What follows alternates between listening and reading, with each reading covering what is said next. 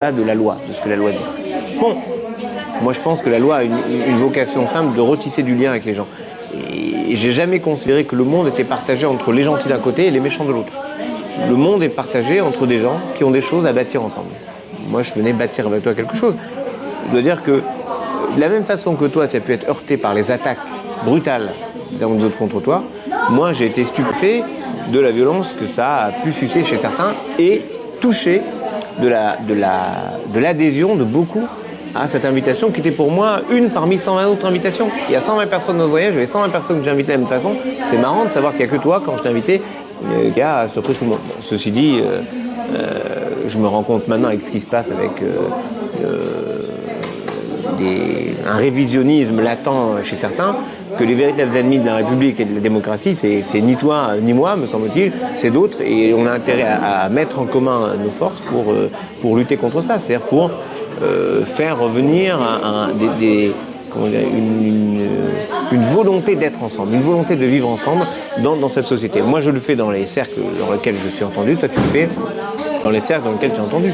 Voilà, c'est simple. C'est-à-dire que j'estime qu'il y a des gens avec qui il n'y a plus rien à dire. Il y a un moment où des gens se mettent dans une telle situation qu'ils coupent toute possibilité de parole. Je pense que non seulement tu n'étais pas à ce niveau, mais tu crois en des choses dans lesquelles je crois. Tu crois dans les hommes, tu crois dans le rire, tu crois dans la République, tu crois dans la capacité qu'on a à changer le monde. Moi, je crois en ça aussi. Alors, de ce point de vue-là, j'assume cette invitation. Et le geste qui est important là-dedans, c'est je veux comprendre ce qui vous arrive. Et je comprends que c'est là que ça se passe, la spécificité de ce qui vous arrive. Bon, bien sûr qu'il y est avec moi, ça veut dire quelque chose. C'était mieux. Mais y aller seul, lui seul, c'est partager le voyage d'une autre façon. Bon, ben, en tout cas, si tu vois que les choses évoluent, n'hésite pas, moi je serai prêt à partir. Je suis sûr que c'est une excellente idée. Et je sais que derrière, je pense qu'il y a plein de gens qui pensent que c'est une bonne idée. Oui. Surtout que voilà, le Front National est en train de bouger. Voilà. C'est eux les ennemis. Voilà, c'est nos ennemis communs. Marche. Ciao.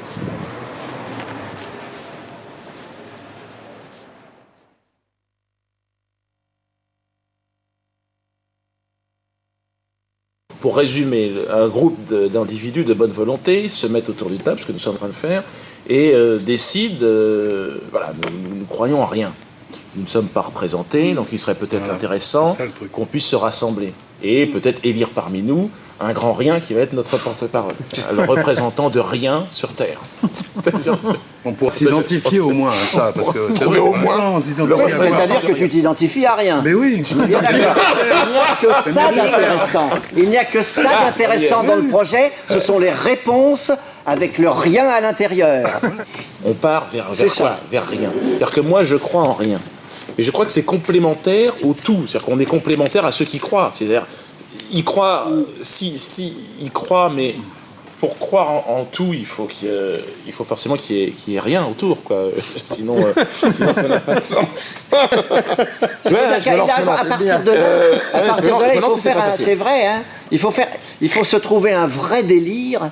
Et à l'intérieur de ce délire, on va avoir, parce qu'on en a trouvé plein, il y aura des formules choc. Et ce sont ces formules choc qui feront que nous pourrons avancer dans quelque chose de très personnel. Moi, il m'est arrivé tout un tas de trucs ces derniers temps par rapport aux religieux, par rapport aux religions, et j'ai bien réfléchi, quoi. Je me suis interrogé. Je pensais qu'on était, il y a un vrai projet républicain, liberté, égalité, fraternité. Je me suis aperçu que c'était pas la réalité. Qu'en fait, on avait tous d'autres étiquettes, quoi. Et je me suis aperçu que je ne correspondais à aucune chapelle ou aucune église. Mais merde, je ne suis représenté par personne. Alors je suis un noir, alors il faut un conseil de représentatif des noirs alors pour me représenter, parce que personne ne parle pour moi.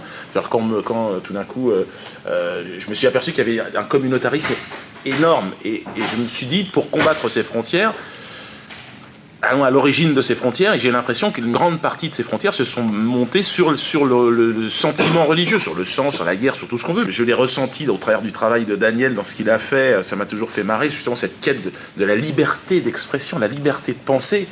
Moi, j'ai l'impression que c'est simplement un groupe de libres penseurs, essentiellement des gens qui ont une utopie, qui est une sorte de liberté d'espace au niveau du champ de création. Et je crois que l'idée d'une église athée aujourd'hui c'est un truc qui fait mouche dans l'inconscient. J'ai l'impression que les gens, ils vont s'arrêter sur cette idée-là. On se dit, ouais, c'est fort.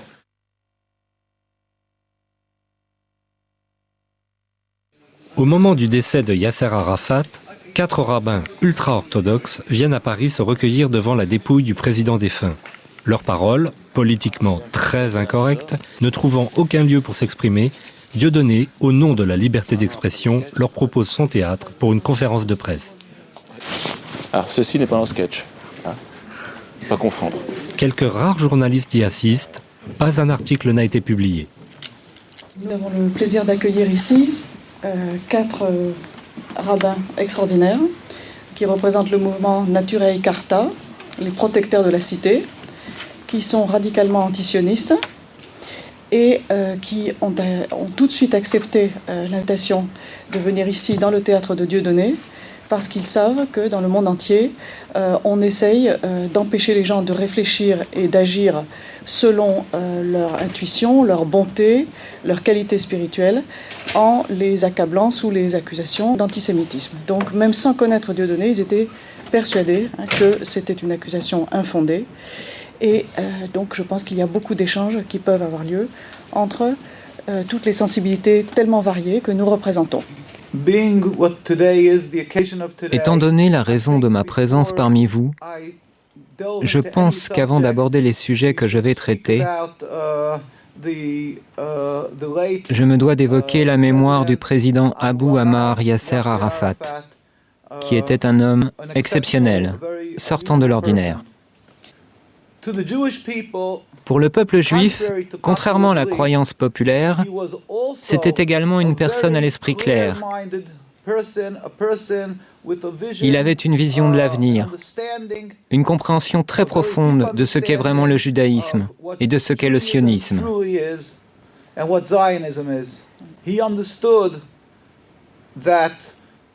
Il avait compris que le judaïsme est une sainte religion, plurimillénaire. Et il n'avait absolument aucune forme d'animosité, d'une quelconque façon, à l'encontre du judaïsme ou du peuple juif. Au contraire, il savait que le sionisme est très différent. C'est ce que j'expliquerai brièvement. Les sionistes, bien entendu, le dépeignirent sous les traits d'un antisémite, comme ils le font de n'importe qui, en Europe ou ailleurs dans le monde, qui tenterait de se dresser contre l'État criminel d'Israël et contre les agissements criminels qui émanent de l'État d'Israël. Ils affirment de manière automatique que cet opposant est antisémite, afin d'étouffer son opposition en la faisant passer pour une lutte contre Dieu. Ils donnent à croire que toute personne qui s'oppose au sionisme et à Israël serait quelqu'un qui blasphémerait la Bible et nourrirait de la haine envers les Juifs. Maintenant, je vais vous expliquer brièvement ce qu'est le sionisme. Comme je vous l'ai dit, le judaïsme est une religion plurimillénaire. Elle remonte aux patriarches Abraham, Isaac et Jacob.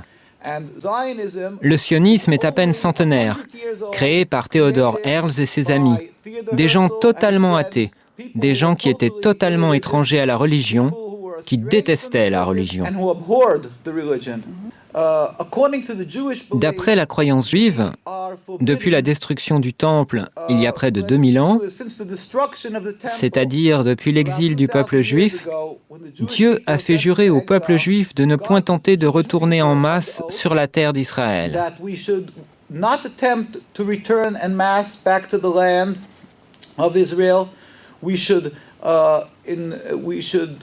Nous ne devrions jamais nous rebeller contre une quelconque nation. Et nous ne devrions jamais rien tenter afin de mettre un terme au décret exilique émanant de Dieu. Seul Dieu, sans la moindre intervention humaine, peut mettre un terme à cet exil. Et Dieu est très compatissant. Il regarde tous les peuples qu'il a créés, et donc le peuple juif parmi eux, dans l'exil. Et c'est quand il jugera le moment opportun qu'il mettra immédiatement un terme à l'exil. Il se produira alors une révolution métaphysique dans le monde. Le monde entier reconnaîtra qu'il n'y a qu'un seul Dieu, et il le servira, rassemblé dans l'harmonie et la paix.